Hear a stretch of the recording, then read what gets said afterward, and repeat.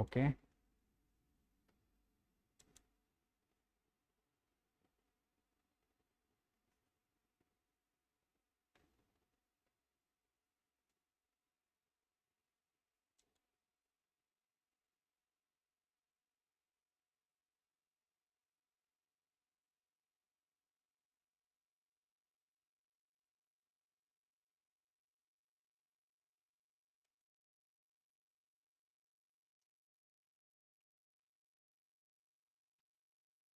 So, hello everyone, welcome to Lukmaan IAS. Today we are going to have the Hindu newspaper analysis dated 11th of September 2023. In today's newspaper analysis, we are going to cover these articles that are listed over here. One of the article has been taken from the digital version of the newspaper, which is e-version, which is not there in the printed version of the newspaper. And apart from this, these are other articles that we are going to discuss. So in all, we are going to discuss about 11 such articles today. So let's start the discussion with the first topic. So this topic says that redouble efforts to reduce disaster risks. Okay. So this topic is important under environment and ecology, and also it is important under disaster management. So in all, these topics are important for GS paper 3 of the mains exam. Okay, GS paper 3 of the mains exam. So let us understand about this particular topic. So it was there in the newspaper, and I have also listed some of the important things related to this article. Okay, so name of the topic is redouble efforts to reduce disaster risks.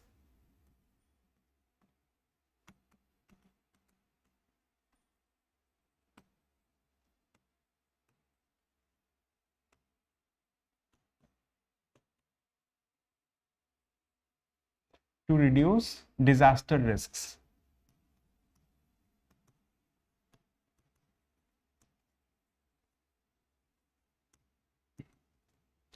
So basically this article talks about many things, right? What is the context?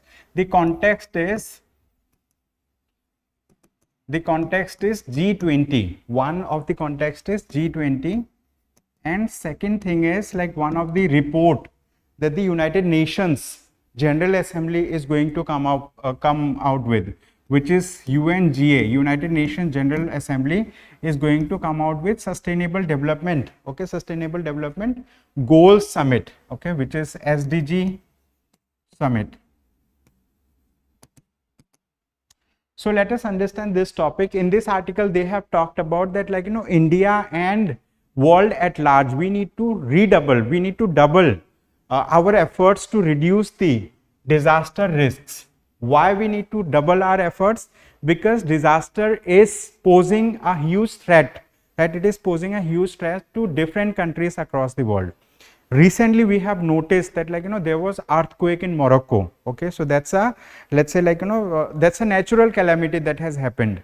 But many of these natural calamities are caused because of, let's say, some human induced problems. Okay, so human beings are impacting the climate. It is impacting the climate, it is impacting the natural processes, and that is aggravating, it is increasing the frequency of let's say, like, risk of disasters. And so in this article, the author has discussed about this particular thing, that recently the United Nations General Assembly, it is going to have a Sustainable Development Goals Summit. In that particular summit, they are going to discuss about, like, how much of the Sustainable Development Goals have been achieved so far. Are countries on the way of achieving those Sustainable Development Goals? So let us understand what are Sustainable Development Goals. So Sustainable Development Goals are those goals that have been adopted, right, by all the members of the United Nations, and these goals, they adopted that, like, by the year of 2030, they want to achieve these goals. So as part of these goals, there are 13 goals. Okay, there are 13 goals, and there are 169 targets. Okay, 13 or 17 SDGs, and then 169 targets it has. And most of these goals are, let's say, like, for the entire world. Means these goals also include, let's say, action towards climate, action towards, let's say, hunger, So there are many sustainable development goals. So these SDGs have been adopted by different countries, and we want to achieve them by the year of 2030. We are on 2023, so it's still 7 years like are ahead of us. So now in this United Nations General Assembly Summit, these countries are going to talk about like, whether we are on the path of achieving these goals or not. Okay, so this is one thing. And apart from this, in this article, they have discussed about that many countries have adopted this particular framework, which is known as Sendai framework. Okay, Sendai framework for disaster risk reduction. Okay, Sendai framework for disaster risk reduction. So what are these framework? Basically Sendai framework, Sendai is a place which is in Japan. Okay, so these framework, I mean like Japanese people, since they are relatively an island nation, so like they keep on witnessing one or other natural disasters, be it flood, be it tsunami, be it let's say cyclone, or let's say hurricane, or like let's say like their earthquakes. So they Japan is a country that witnesses more number of natural calamities year on year, and they have developed let's say like their infrastructure in such a manner so that their infrastructure is resilient towards disaster. Okay, means like it is able to withstand let's say like many types of disaster to a very high degree. So that's why I mean like people are learning from Japan how to tackle let's say natural disasters, like what action should we take. So this Sendai framework for disaster risk reduction acts as a framework for the entire world to adopt, right? So many countries have signed this particular thing, Sendai framework, and it let's say helps different countries to build their infrastructure in such a manner which is disaster resilient. Okay, apart from this, India has also initiated a project which is known as CDRI. CDRI means coalition for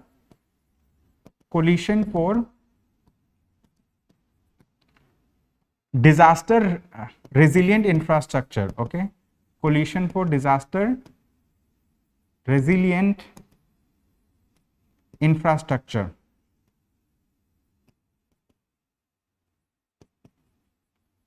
So this coalition for disaster resilient infrastructure has been initiated by India. It has been initiated by India, and the world at large has adopted this particular thing, which is coalition for disaster resilient infrastructure. Means like it is a coalition, means like participation of various countries are there in this coalition, and they let's say like put forward a viewpoint that the infrastructure that we built, so those infrastructure should be disaster resilient. Okay, for that there are various codes, there are various norms that they should adhere, so that the infrastructure that is built, it is prone to the disasters. Okay, so this is the thing. So this coalition for disaster resilient infrastructure is an initiative that has been taken by India. So in this article they have mentioned about it. They have also mentioned that like like all the countries have taken step, like we have taken a step during Paris Climate Summit, and there most of the countries have taken commitment. Okay, they have taken commitment. Okay, they have taken commitment that we want to reduce, right? We want to work towards so that the temperature rise. Okay, so that the temperature rise, temperature increase. Okay, temperature increase does not increase beyond 1.5 degrees centigrade as compared to the pre-industrial level. Okay, so this commitment has been adopted by different countries in the world. Okay, so in this article they have mentioned about this thing as well, and they have mentioned that like early warning systems. Okay, early warning system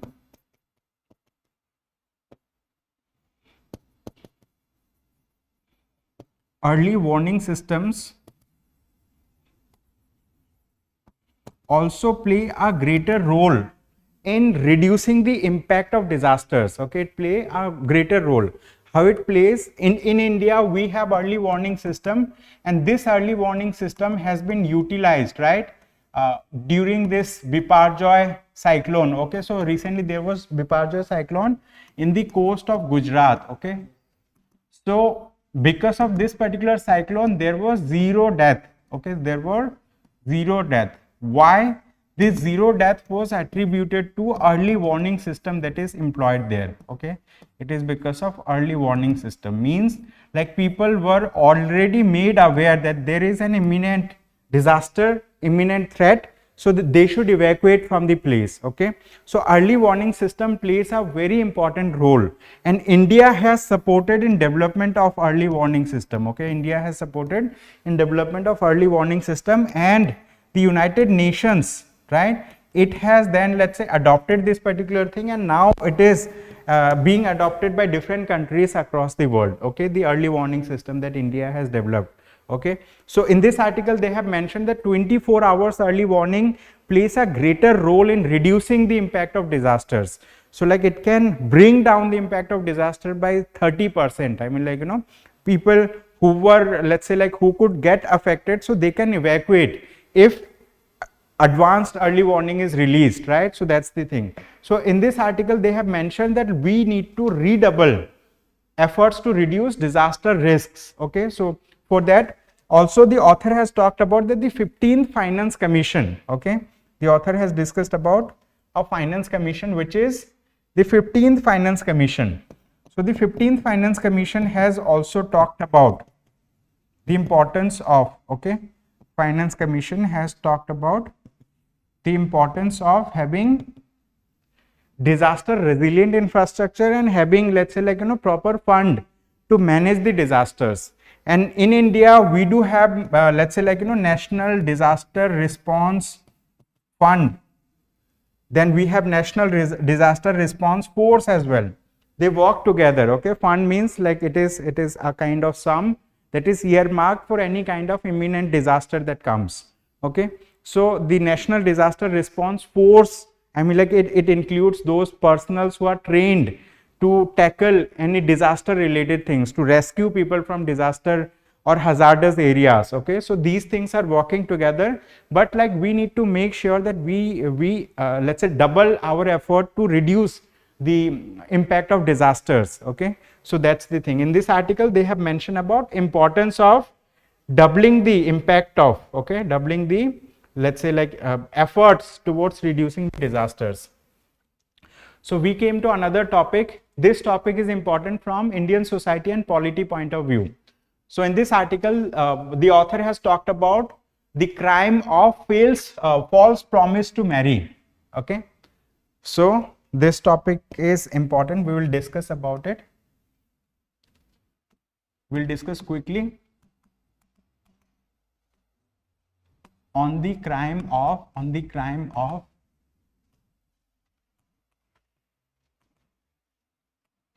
false promise to marry. So in this article they have mentioned in detail about this crime of false promise to marry. Basically, what is the context of this particular topic? Why this topic came? This topic came because of BNS, which is Bharatiya Nyaya Sanhita. Okay, so the government of India has come up with a new bill which is known as Bharatiya Nyaya Sanhita.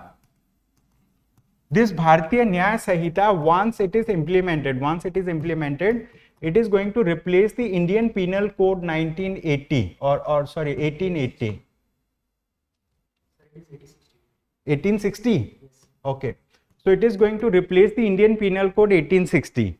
So the thing is, like, what is Bharatiya Nyaya Sanhita? So along with Bharatiya Nyaya Sanhita, the government of India has come up with two more bills. One of the bill is known as the Bharatiya Nagrik Suraksha Sanhita, and other is known as Bharatiya Sakshya. That Bharatiya Nagrik Suraksha Sanhita is going to replace the Criminal Procedure Code, and Bharatiya Sakshya is going to replace the Indian Evidence Act. Okay, so now this Bharatiya Nyaya Sanhita, which is, let's say, a big, let's say, like, you know, book of, like we would say, which codifies different kinds of crime. So in this Bharatiya Nyaya Sanhita, they have included a new section, which is section 69. This section 69 of Bharatiya Nyaya Sanhita talks about this false promise of marry. Okay, so it talks about two things. Okay, one of the thing is like, you know, false promise to marry, and other false means from the initially, I mean, like, you know, when two people came into a relationship, let's say, like, you know, there is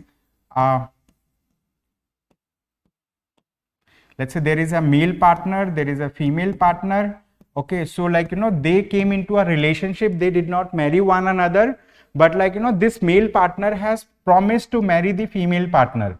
However, that promise was false, because from the beginning, the male partner had an intention of not marrying that person. However, let's say, like, you know, however, that person has promised that I'm going to marry. So that amounts to false promise to marry. That's the thing. And other thing is related to, let's say, like, you know, promise was made in good faith. However, like, he could not do it because of so and so reasons. Okay, that is means like, you know, going back from the promise. Okay, so that also is codified in this particular thing in section 69. So it says that false promise to marry will attract a penalty, or let's say like it will be considered as a criminal offense, and it can be termed as rape also by the female. Okay, so if the female, let's say, like, you know, if she files a case against the male member, then the onus will lie on the male partner to prove that, like, you know, it was not a false promise to marry. He has to prove that, like, you know, he has promised in good faith, but later on he, let's say, like, you know, has taken back seat, means like he has to prove this particular thing. So in this article they have talked about that what constitutes false promise to marry, and like why it has been made a criminal offense now. Okay, earlier if I talk about, so it is, let's say, as per section 69 of the Bharatiya Nyaya Sanhita. But if I talk about similar provision in the Indian Penal Code, IPC 1860, so in the IPC 1860 there used to be, let's say, section 375 and section 90. Okay, so whenever the Supreme Court or any other court used to deal with this case, so they used to, let's say, read both the sections together. Okay, they used to read both the sections together.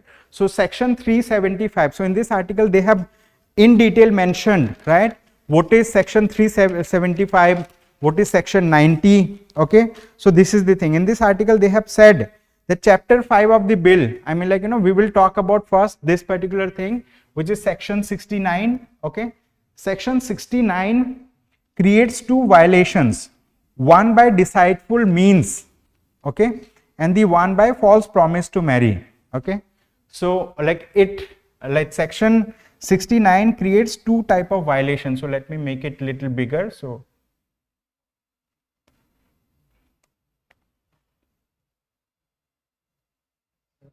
okay, IPC is substantive law or procedural? IPC is procedural law. Means like it is initially all the laws that are made, they are substantive law, but like there are certain procedures that are made to, let's say, give effect to those laws. They are known as procedural law. Civil Procedure Code, Criminal Procedure Code, they are procedural law. Indian Penal Code, it is substantive law. Means like it codifies the norms that for this thing, this will be the this will be the punishment. For this crime, this will be the punishment. But how it is to be administered, how it is to be adjudicated, it is mentioned in procedural laws. Okay, like that. Right. So this is the thing. So in this in this article they have mentioned about section 69 clearly.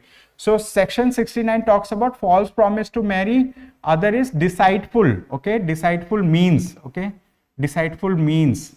So what do we mean by deceitful means?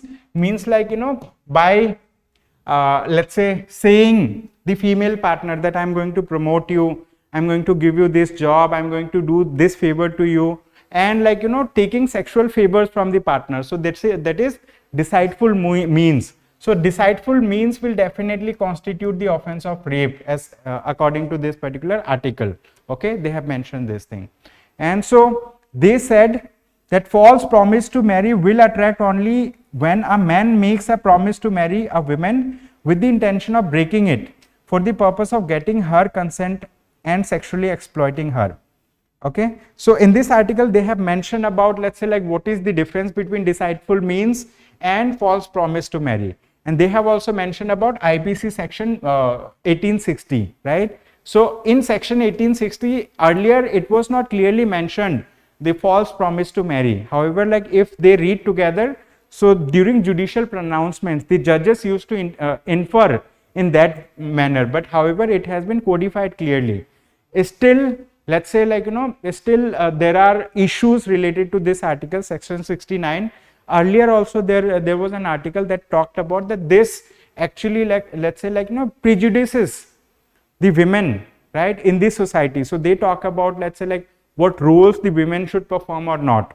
Okay, so they have said like it is not a general neutral law in that sense. Okay, so it still has the element of prejudicing the women, means like the bodily autonomy or the autonomy of the women to make sexual decisions is, let's say, like not given to the women in this case. So like they have mentioned in previous articles, however in this article they have mentioned about this thing clearly. Okay, what? So you are saying that the women are not getting the rights on the body autonomy. So we need to go to the that previous article. So in that article they have mentioned multiple points. One of the point that they have mentioned related to this, one of the point they have mentioned that, like here in this case basically what happens, the judges are let's say generally what happens whenever a judge has to take a decision, so they used to take decision that, like a person can say that, like I have taken the decision, let's say, like I have promised to marry these women initially when we came into relationship, but later on, let's say, like we because of societal problems that we are from intercaste marriages, let's say we are from different caste, so we cannot marry. And the judges have given pronouncements earlier that, like people who come from different castes, they cannot marry, means like it is adhering to the societal norms which is against the modern law. Okay, so that's why they say, means like these, I mean, like through judicial pronouncements also they are, let's say, like taking the side of the society which is, let's say, very conservative in nature. So that was one point. Okay, that was there are many points that has been mentioned in the previous article, not in this article. In this article they have talked about like the false promise of marry. Okay, so this section 69. So this is the second or third article on this topic so far in the Hindu. Okay, then we have another topic. It says, how did China based hacking group compromise Microsoft cloud security? Why this topic is important? Because through this topic we will understand about the vulnerabilities that, let's say, like cyber security infrastructure face. Okay, so name of the topic, this topic will be important, right? How did a China based hacking group, so I'm writing the topic also, how did a China based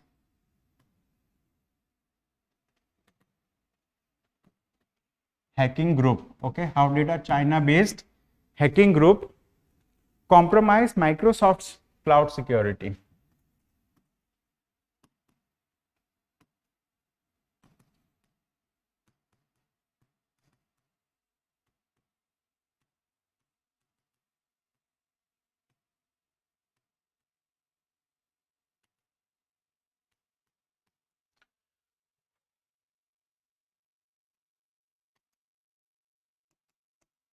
So let us understand about this topic, why this topic came, because, like some of the United States government officials, okay, government officials email IDs were hacked. Okay, officials email IDs were hacked recently. Okay, were hacked recently. So this is the thing. Now in this topic, they ponder about like how it was done, how this hacking was done, right? So we need to understand about different types of vulnerabilities that is there. And so there was a Chinese, let's say, hacking group. Okay, so what is the name of the Chinese hacking group? What is the name of the Chinese hacking group? That's also important because this term is important. Okay, Chinese hacking group. What is the name? This is Storm 0558. Okay, name of the group is Storm 0558. This is the name of the hacking group that has hacked into the emails of Microsoft. So basically, if we talk about the Microsoft as a company, okay, Microsoft as a company, they for providing email services, they use Outlook email server. Okay, they use Outlook email server. So that's the thing. And the vulnerabilities that were identified is known as MSA keys. Okay, these are known as this. The vulnerabilities were because of MSA keys were, let's say, made available. So basically, one of the engineer, software engineer of Microsoft, so his account got compromised, and like that person had access to the let's say debugging files also. So his file was compromised, and after then, like using his account, they have hacked into the email IDs of, let's say, of US government officials. So recently the Microsoft company has made a disclosure. They have, in their disclosure, they have made clear like, what was the way that was followed by this hacking group to hack into the accounts. Okay, so that's the thing. So what are MSA keys? It is also important for us to understand. MSA keys are token signing keys used by a service to validate authentication tokens for the service. Okay, so like which service we are talking about? Outlook Web Access. Okay, Outlook Web Access. So that was the service OWA. Okay, so this Outlook Web Service, it is a service. To access the Outlook web service, they use our token keys, which is known as MSA token keys, and these token keys were made available to that group. I mean, like that group got access to these keys, and after then they have hacked into the thing. Now we need to understand about like what are the cryptographies. Okay, so they follow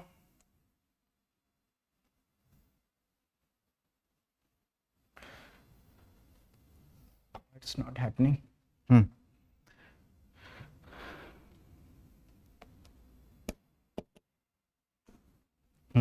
So let's understand this particular thing. So they have some cryptographic techniques that they follow.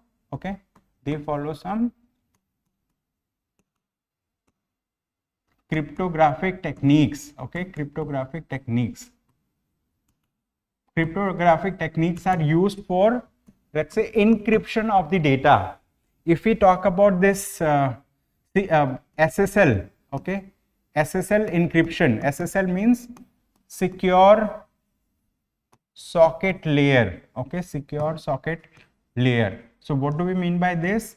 We see like in websites we have HTTPS, something like this. So this provides security to the websites. Okay, so it uses two kinds of encryption. Okay, it uses two kinds of encryption. One type of encryption is known as symmetric encryption. Other is known as asymmetric encryption. So this is important.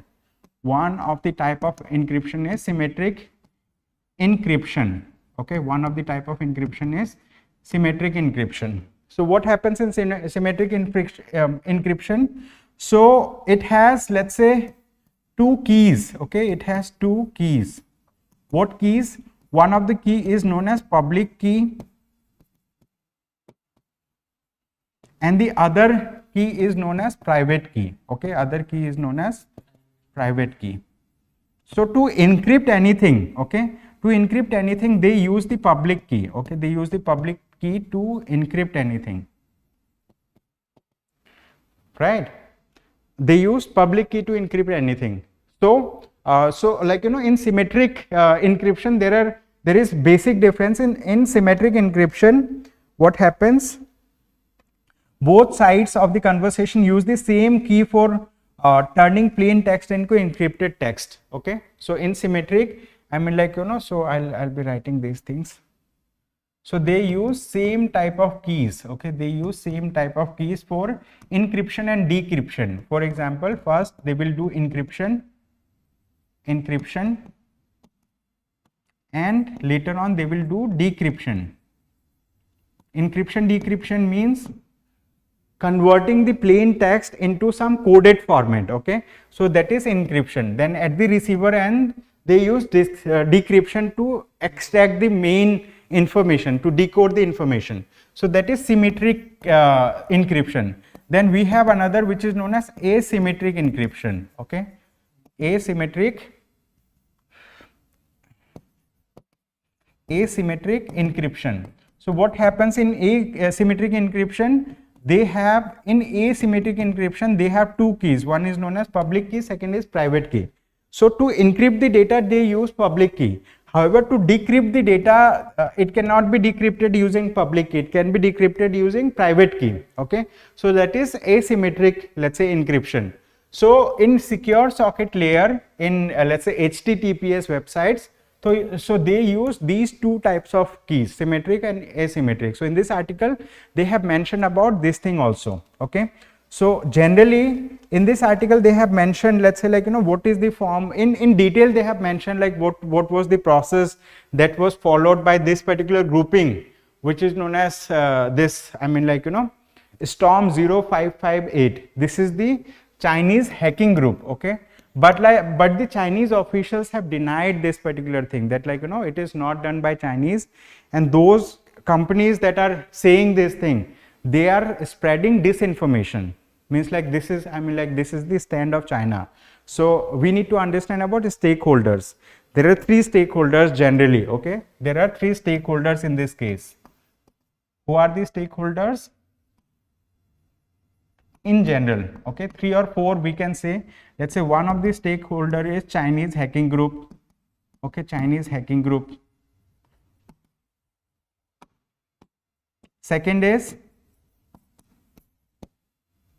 Microsoft as a company. Microsoft. Third, US government officials. I mean, like, US government whose account has been hacked into. Then fourth is, let's say, like, you know, fourth is the Chinese government also, Chinese official stand, right? And we public at large who use the same thing. So we are, let's say, can be considered as a stakeholder. So Microsoft has said that this particular group has done this activity. Like, it has compromised the account of US government officials.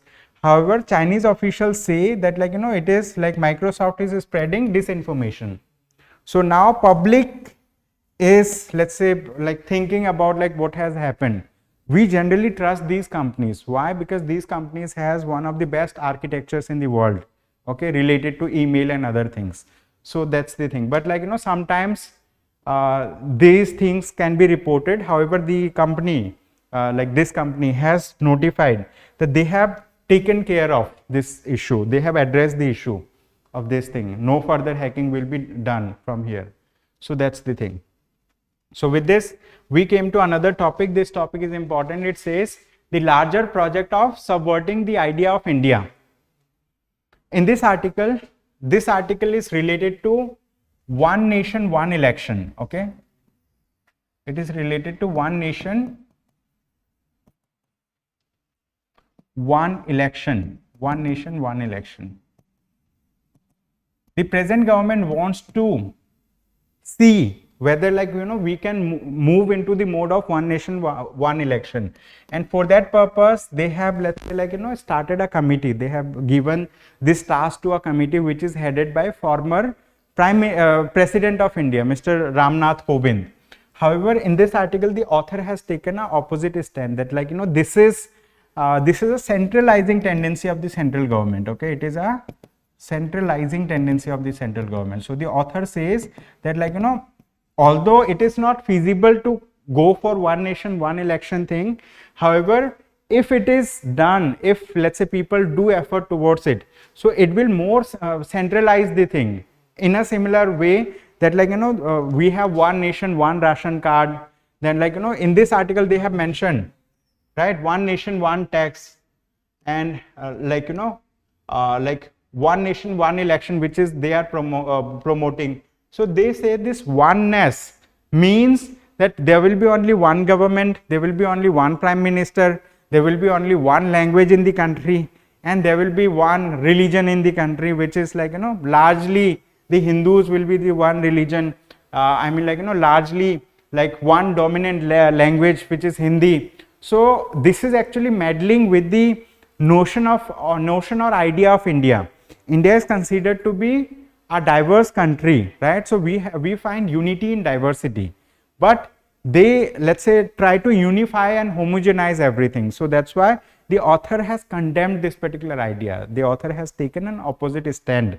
So the author says that the government simultaneous election agenda goes much further than other ideas of oneness.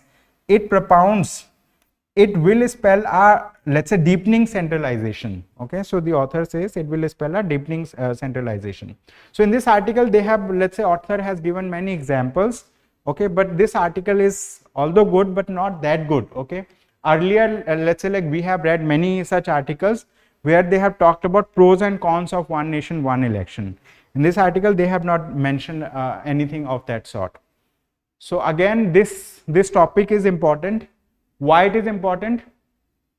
Someone has commented. Okay, so like Puri, so like hi. So this is another topic. It says genetic engineering gives mosquito control and upgrade. Okay, so basically like genetic engineering has been tested and tried for implementing a method of controlling the mosquito breeding. Okay, because mosquitoes are associated with many diseases. One of the disease that it let's say like it spreads is dengue. Apart from this, let's say like mosquitoes are associated with malaria.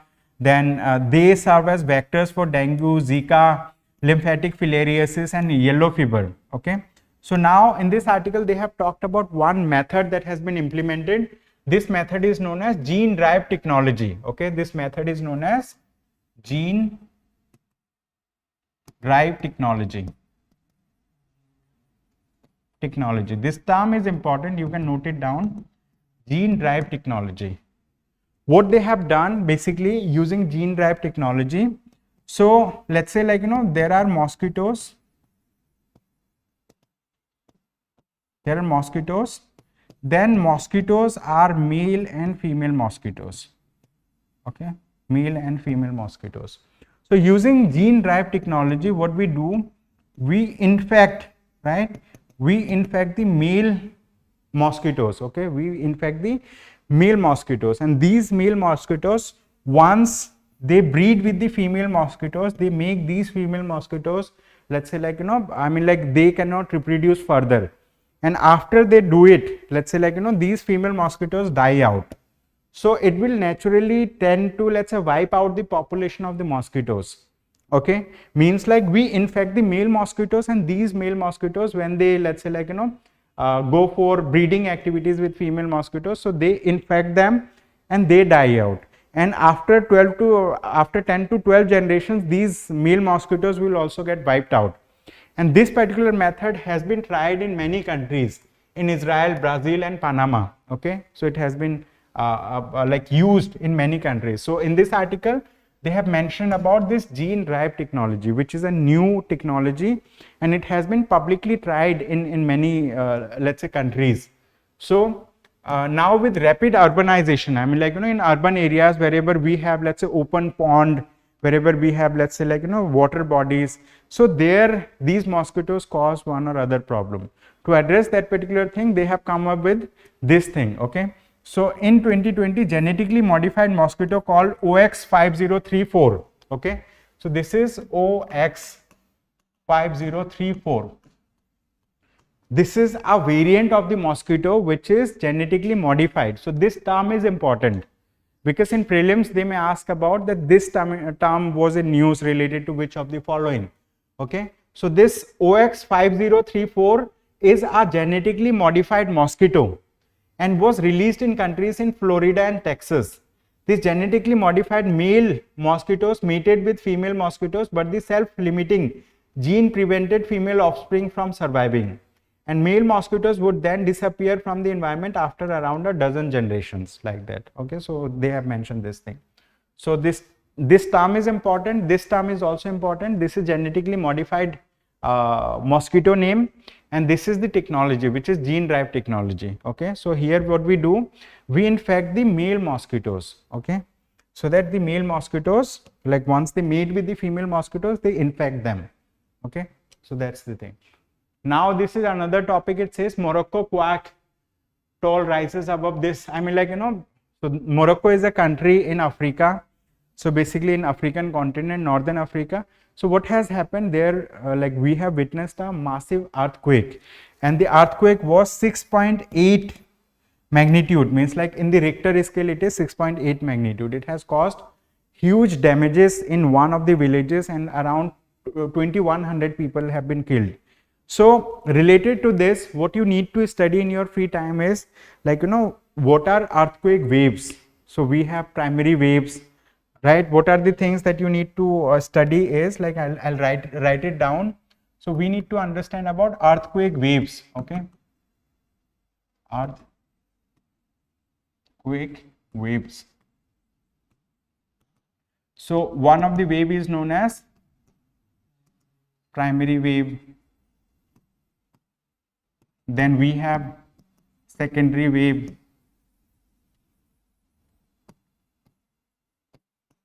Then third is known as love wave. Okay, this is also a kind of wave, love wave. So the thing is, in that wave that came, so initial wave was 6.8 magnitude, means like it was the Richter scale in 6.8. But aftershock, okay, there was an aftershock also. Aftershock that was around 4.5 magnitude earth. Okay, 4.5 magnitude. So these waves are important. Okay, so I'm not taking that discussion here, but go back to NCRTs. In the NCRT they have mentioned about primary wave, secondary wave, love wave with the diagram, shadow zone. So many things are there. Okay, so which wave can travel through, let's say, liquid also, which wave cannot travel through liquid. So these are the things. So, like, you know, this particular topic will act as an inspiration for you to learn those topics. It is important under disaster management and geography. Then we have another topic. It says Japan keen to deepen defense ties with India, says Kishida. Okay, so Mr. Fumio Kishida, he is the Prime Minister of Japan. He has participated in the G20 summit, and after participating he has made a statement that, like, you know, Japan is keen to deepen the ties, okay, deepen the defense ties with India. Okay, why he wants to deepen the defense ties? Because recently China has released a map, and in that map China has claimed South China Sea or 9-dash line to be parts of its territorial water. Okay, so that particular thing is being what we say, opposed by many countries. So this Japanese Prime Minister, he has said that, like, you know, Japan is opposed to the unilateral changes to the status quo in East and South China Sea. Okay, so that's the thing. So Japan says that we want to maintain a world order which follows international norms, international law, and so we want that, like, you know, there should be free and open Indo-Pacific. Okay, free and open, the idea of free and open Indo-Pacific. Okay, free and open Indo-Pacific. So what do we mean by free and open Indo-Pacific? Means the ocean that connects Indian Ocean and the Pacific Ocean. So in the middle, so it should be free for navigation for people, right? So under international law also we have this UNCLOS, okay, United Nations Convention on the Law of the Sea. This UNCLOS talks about, like, you know, the navigation should be freely allowed.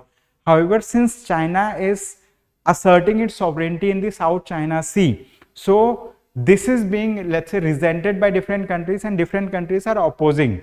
Even Japanese government, I mean, like Japan also opposes this thing. and they stand for free and open Indo-Pacific. Okay, because like so the Prime Minister has said, okay, he has said that as a concrete measure we announce the reinforcement of our support to the maritime law enforcement capabilities for maritime security. Okay, so that's the thing. So they have also talked about like this UNCLOS, United Nations Convention of the Law of the Sea. So this convention actually protects the right of navigation to different countries, but like since China has released the map, so in this article they have not mentioned about the map, but they have mentioned about free and open Indo-Pacific. Why? Because like there is an assertion by Chinese government that they want to control the South China Sea and East China Sea, but like other countries are opposing this particular thing. So that's the thing.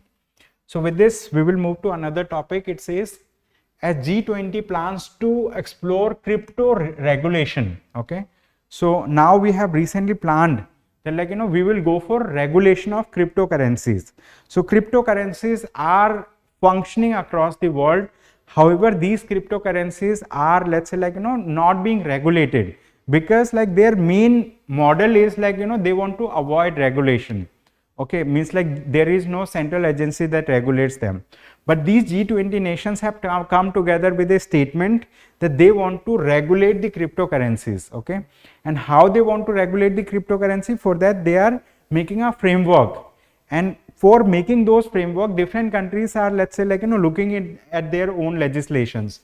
So now India will wait to, let's say, like to strengthen its own domestic laws first, and then India is going to walk towards regulation of the cryptocurrencies. Okay, so in this article they have just mentioned this particular thing.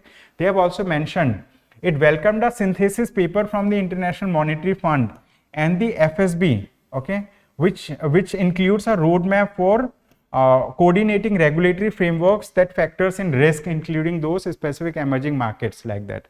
So they have mentioned like the cryptocurrencies poses different kinds of risks to different, let's say, like governments. So earlier also many countries have thought of regulating it, but there is no way that they could regulate. But like these countries are coming together that we will do something together to regulate the cryptocurrencies.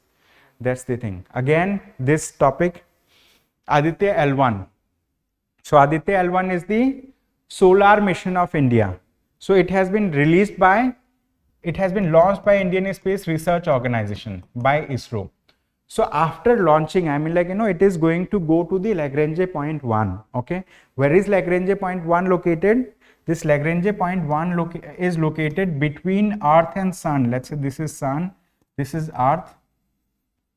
So this is located somewhere here, which is 1.5 million kilometer away, means 15 lakh kilometer away from Earth.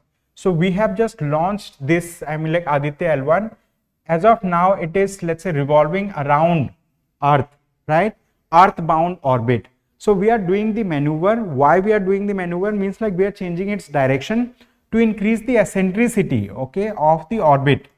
Let's say this is the orbit around Earth. Okay, so we are increasing the eccentricity, means like so that it acquires a more elliptical orbit. Okay, more elliptical orbit towards Sun, and after then we are going to launch from here. So it will be going to, let's say, L1 point. This is L1 point, Lagrange point 1. So what are Lagrange points? These are the points which is relatively more stable. Here the spacecraft, once it reaches, it is not going to experience any gravitational pull from Sun or Earth, because they will cancel out one another, and this spacecraft will be let's say, like easy to park here, and from here it will be able to study the Sun. It will be having direct visibility to the Sun. That's the thing. Okay, so in this article they have said that Aditya L1 completes another step in its journey towards Sun. So spacecraft undergoes third earthbound maneuver successfully. Okay, so they have conducted third maneuver of this particular thing successfully now. So that's the thing. So with this, let us move to the next topic quickly. So these are the images related to the Aditya L1. Now we have two more topics. This is one of the topic. It says stocktaking calamity. Okay, so why this topic is important? Because now the United Nations has released a report which is known as Global Stocktake. Okay. So United Nations Global Stocktake report has been released. Okay, Global Stocktake report. So what is Global Stocktake? Okay, this is related to climate. Okay, Stocktake means making a report or analysis. Okay, making a report or analysis related to global climate. Okay. So basically, recently the United Nations, one of the agency of the United Nations, has released a report which is known as Global Stocktake report, and this does an analysis of the environment. It does an analysis like what is the level of global warming, what are the gases that are responsible for global warming. We know the gas which is majorly responsible for global warming is carbon dioxide. Why carbon dioxide? Let's say this is Earth, and like Earth is receiving sunlight. Okay, it is receiving sunlight, and this sunlight is not white light. It has, let's say, various components in it. So means like, you know, it receives many waves, many lights, and then like, you know, so while going back, for example, in the atmosphere of the Earth, we have different gases. Okay, we have different gases. One of the gases, let's say carbon dioxide, it does have a warming potential. Means like, you know, what it does, it traps, right, those let's say like, you know, those signals that has infrared radiation, those signals that cause warming effect. So the thing is like, it allows, the carbon dioxide allows those, let's say, radiation to come from the sun towards Earth, while going from the Earth it traps them. So that's why this carbon dioxide has more global warming potential. Okay, it has global warming potential. In this article they have talked about this report which is known as Global Stocktake report. So it says the United Nations Global Stocktake, a report that was released just ahead of the G20 meet, set out the scope of challenges that awaited the major economies of the world, even as it presented a little beyond what is already known. Okay, so in this article they have talked about, means like, you know, how the environment is changing, how the global greenhouse gas emission is happening. And recently United Nations General, the Secretary General of the United Nations has talked about that, like, you know, now it is the era of global boiling. Earlier we were talking about global warming, but now we are talking about global boiling. Okay, so that's the thing. In the Stocktake report they have mentioned about, let's say, like, what is the percentage of GHG emission that is happening. Okay, so it says like that, like, you know, we need to take more action towards climate, let's say, like, you know, resilience. We need to take more actions. So in this article they have mentioned, recently seen in the news, Global Stocktake report has been released by, they have given names of many organizations: Global Alliance on Health and Pollution, then United Nations Framework Convention on Climate Change, then one of the things is United Nations Environment Program. In your free time you see which organization has released it. Okay, so like in the, I mean, this question has been given by one of the, let's say, content team member. They have mentioned this one, but I think like it is from the B, option B. Okay, so United Nations Framework Convention on Climate Change, like that. So this United Nations Framework Convention on Climate Change, so they have released this thing. Okay, so it should be B, answer should be B. Okay, so that's the thing. It is Global Stocktake report. It should be C. Let's see. Is it C mentioned in the question? No. Okay, so like it should be B. That's the thing. Okay, so with this, like, we came to another topic. It says secure and fair efforts to regulate unfair online trade practices were overdue. Now what has happened recently, the government of India has taken a decision related to what? Regulating the unfair trade practices. Okay, unfair trade practices. So what do we mean by unfair trade practices? Yeah, and this unfair practices is related to, let's say, like, you know, they have taken a decision to work on this e-commerce related unfair trade practices. So there are patterns, and these patterns are known as dark patterns. So we will understand what are dark patterns. So basically what has happened, the government of India has thought of taking steps to curb the dark patterns. For example, the moment you visit any website, okay, we have just let's say now visited this website.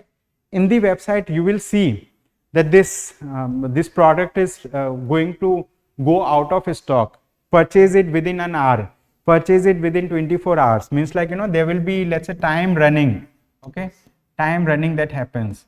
And if you purchase it before this hour, you need to pay little less. So they employ various tactics, okay. These are known as dark patterns, okay. These are dark patterns. So already many countries have started taking action related to it. The United States of America has, let's say, initiated an action related to this. The European Union has also initiated a step. Now the government of India is taking step related to this. And we do have, let's say, Advertising Council of India. So like, you know, promotion related thing. And also we do have an organization which is, let's say, like, you know, Competition Commission of India, okay. So Competition Commission of India, then Advertising Council of India, ACI. So Advertising Council of India makes norms like, you know, what kind of advertisements can be given, what kind of advertisements cannot be given. For example, if we talk about noble professions, like, you know, profession of doctor, profession of lawyer, so they cannot advertise, okay, like, you know, you will never see hospital advertisement outside, go to this hospital, we do best practices. They showcase, like, you know, these diseases are treated here, but like, you know, they cannot go for competitive advertisement related to these things. So this Advertising Council of India looks into these affairs. So the thing is, like, these dark patterns will be regulated very soon, okay. So in this article they have just mentioned little bit about it. So that's all from my side for the day. Thank you so much everyone for joining today's session. I hope you have a good day ahead. Thank you.